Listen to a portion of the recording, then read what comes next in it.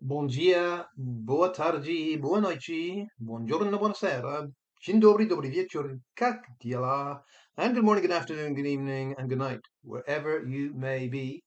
J. Slater case, cap on backwards, plain white background means it is the Sunday roast.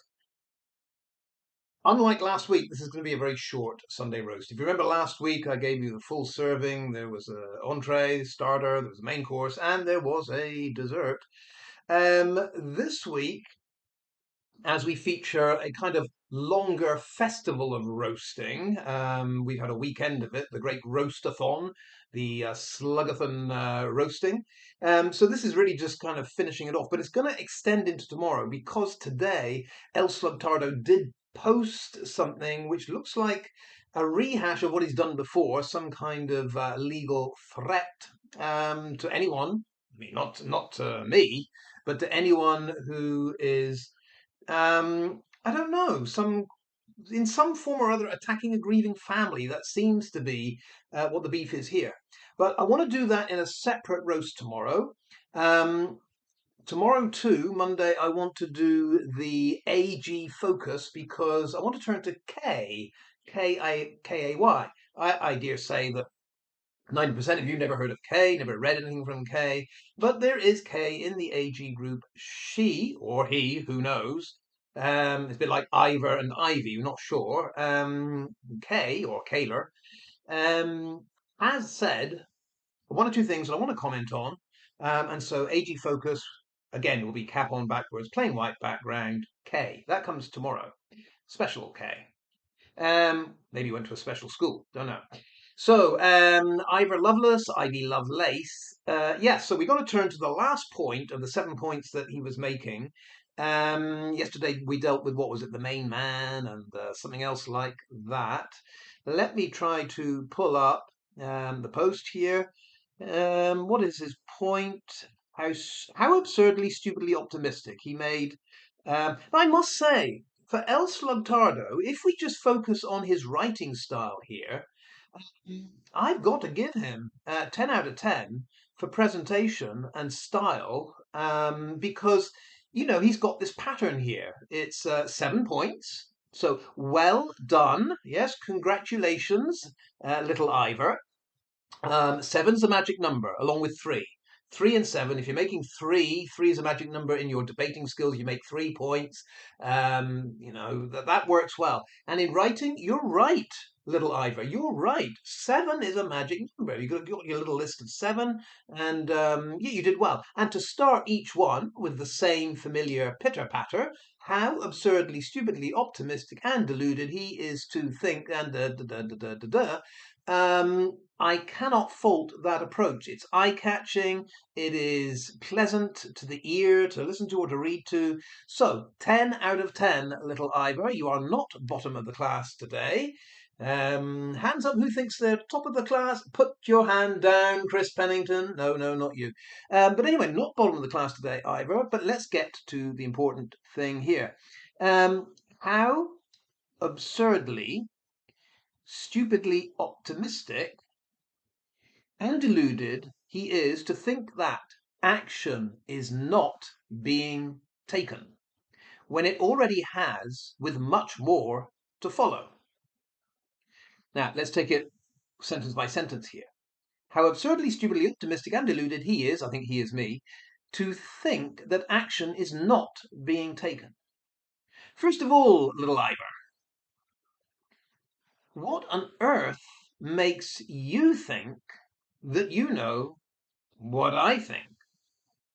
Strange as this notion might appear to be to you, little Ivor, what I think is something that is very, very distant from you think what I think.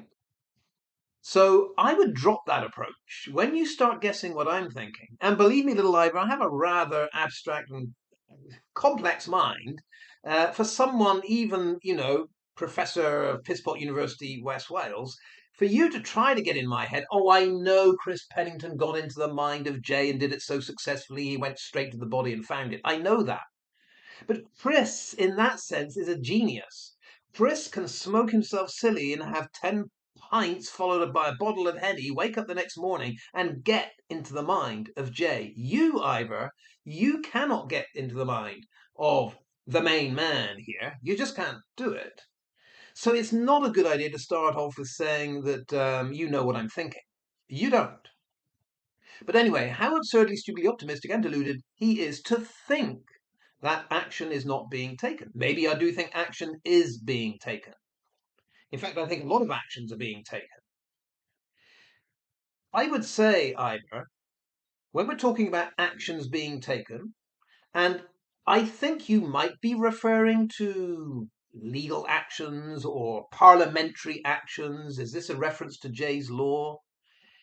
What I would say is you'd better start thinking about what actions may have been put in motion on the other side here, because we often get this from the accident group. Oh, if the foul play group have some kind of evidence, why don't they take it to the police, for example? Maybe we have. Maybe on our side, little Ivor, there is action being taken. Maybe there are things in motion. Maybe knock, knock, knock at the door. This is just round the corner. You see, this is a two-way thing, Ivor. You thinking that I'm thinking that no action is being taken could well be the opposite, that I'm thinking you're thinking no action is being taken on our side. It would be foolish for you to assume that, just as it would be foolish for me to assume no action is being taken on your side. But as far as parliamentary action, I will repeat it. One of the reasons, little Ivor, I think that the tossometer is registering very, very high, because for someone that says he doesn't give a toss what we say, you obviously do, and so do so many of your minions, your flying monkeys, your clapping seals. They keep commenting on someone that they claim is spouting nonsense, but they have so much to say. I would say that the tossometer, registering very high, tells me you are very concerned. And reading through your legal threat, seemed to be a legal threat to the community as a whole, just anyone who is out there, causing the family that's grieving concern and all that, you'd better be careful. That whole legal threat thing, I think that's come about, little Ivor, because someone is putting pressure on you because action has been taken. I think, I'll just come out and say it, I think Debbie Duncan has told you to once again put out that threat of legal action because Debbie is feeling some kind of pressure in the background. I don't know. Is it because you guys have lied repeatedly and refused to answer very basic questions? Debbie is now heading towards that second nervous breakdown. Is it because your lot has failed to actually deliver what is needed to avoid any bad feeling here, and that is truthful answers to basic questions? Is that what is built up? And DD is pushing you, saying, get out there, do the legal threat stuff again, because I can't take it. I don't know. I'm just speculating, but there's a reason why that legal stuff has been put up again. I'll deal with it tomorrow. But for today, yes, deluded to think that action is not being taken. On Jenny's law, action isn't being taken. You have to keep repeating this because you've lost. It's very hard. It's like Thomas Tuchel. You lost the semi-final. So now you have to keep talking in kind of a dream world, pretending you didn't make a fool of yourself and lose. But the more you talk, the worse it gets. When it already has, with much more to follow. Well, if all this action has already taken place, Luggy, I don't see it. No one sees it. Where is it? I mean, I can only speak for myself. We're entering year 3 here of all the commentary on the case. Still talking about the same things, still got the same followers, still trying to get a little bit of truth out of people like you, and it's hard work. But when you say so much has already happened, on what front? Maybe you want to keep that vague so that we just guess something might be happening. It's not happening. It ain't happening. And you say much more to follow. To follow. When? When is this much more going to follow? 10 years' time? 20 years' time? 30 years' time? When we're all dead and buried? Oh, yes. You can see as Luggy fades 6 feet under his last ungrammatical, scrawled note to the world is, there's much more to follow. And he's gone. Um, yeah, I don't think there is much more to follow, but on our side, there could be a lot more to follow. So, what I would say at this junction, I'll wrap this up now because getting ready to go out for the big final.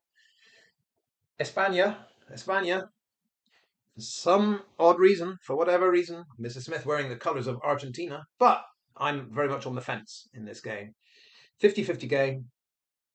Kind of wish Argentina would win, but would like to see a European team win as well. Having spent a lot of time in Spain, it would be nice for Spain to win, but I don't want to be disappointed. Having got exhausted watching the semi-finals, I just need to be a passive observer for this one, I think. But yeah, getting ready to go out, so let's wrap this one up. I will just say that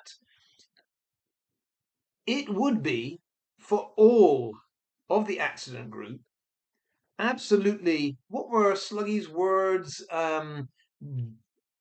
Absurdly, stupidly, imbecilically, I don't know, deluded, to think that nothing has happened, or nothing is happening, or nothing will happen, or nothing has happened on our end. This whole repetition from Pope Chris about, well, if you've got evidence, why don't you take it to the police? How do you know that we have not? How do you know, Pope Chris, that the authorities have not found out exactly who you are, and in 24 hours, no one knows that? But I do find it amusing that you like to assume that this kind of authorities are coming for you can only happen in one direction. Let's leave it there. Hasta mañana, more roasting. Hasta la próxima, more roasting. And adios. After tonight, there will be some more roasting tomorrow. Jan's Views Live should be happening tomorrow night. I know, change of schedule, but we wanna have our say tomorrow night too. See you there, I hope. Hasta la vista.